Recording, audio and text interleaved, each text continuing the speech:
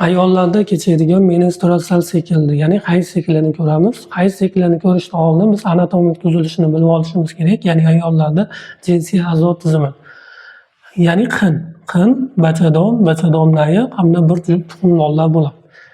Endi bu hayz siklini normal kechish uchun gormonlar orqali boshqariladi. Gormonlar to'g'ri, normal holatda bo'lishi kerak. Gormonlarimiz gipotalamus, gipofiz, qalqonsimon bez hamda tuxumdondan ajraladigan gormonlar hisobiga boshqarilib turiladi. O'zi normada hayz sikli 21 kundan 35 kungacha bo'ladi. Kimdadir 25 kun, kimdadir 26, kimdadir 30 kungacha bo'lishi mumkin. 35 kungacha normal holat hisoblanadi. O'rtacha ko'pchilik ayollarda hayz siklimiz 28 kunni tashkil etadi.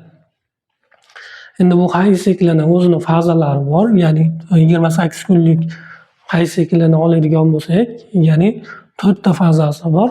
4 ta fazalarni ko'rib ketamiz.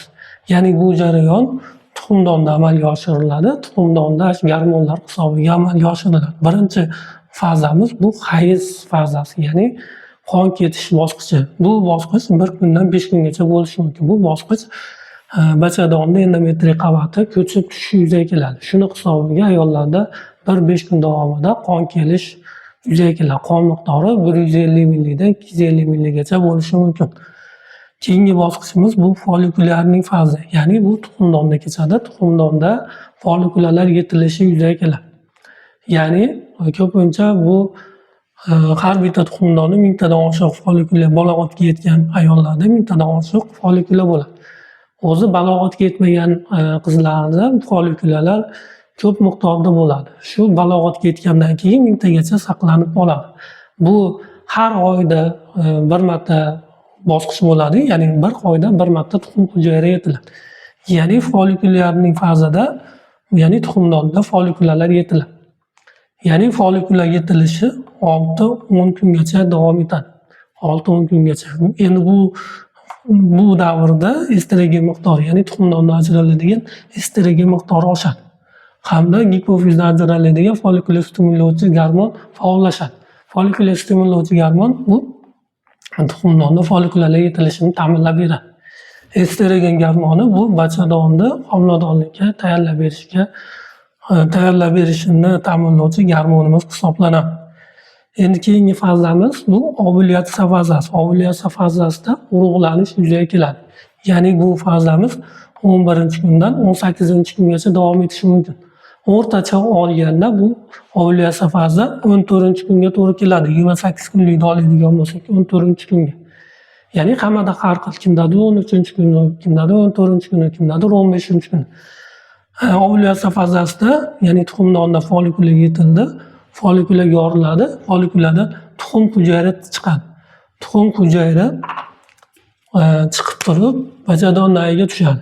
Ya'ni 14-kun. O'rtacha oladigan bo'lsak 14-kun.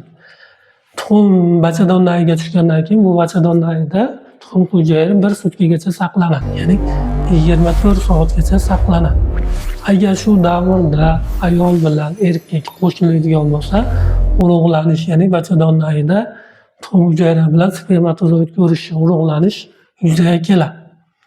Agar bu jarayon bo'lmaydigan bo'lsa, urug'lanish bo'lmaydigan bo'lsa, keyingi bosqichga o'tadi. Keyingi bosqichimiz bu sariq tana. Sariq tana hosil bo'lish. Bu 19-dan 28-kungacha davom etadi. Bu bosqichda progesteron miqdori oshadi. Progesteron miqdori shu folikulyar yetilgan joyda sariq tana hosil bo'lishini ta'minlab beradi. Undan tashqari, agar urug'lanish yuzaga keladigan bo'lsa, bachadonda mana shu urug'langan tuxum hujayrani bachadonga yopishib olishini ta'minlab beradigan gormonimiz bu progesteron gormoni hisoblanadi. Hayz sikli shu 28 kunlikda tashkil etadi. Endi bu hayz siklini buzilish holatlari, dismenoriya holatlari yo bo'lmasa hayz yo'qligi, amneriya holatlari yo bo'lmasa shunga o'xshagan bir qancha buzilish holatlari bo'lishi mumkin. Agar hayz sikli buziladigan bo'lsa, bepushtlik yoki farzand ko'rmaslik holatlari yuzaga kelishi mumkin. Endi buni buzilish holatlari ko'proq gormonlar bilan yo bo'lmasa boshqa sabablar yo bo'lmasa bachadonda yo'lini torayganligi, to'silganligi yo bo'lmasa boshqa holatlar ham bo'lishi mumkin.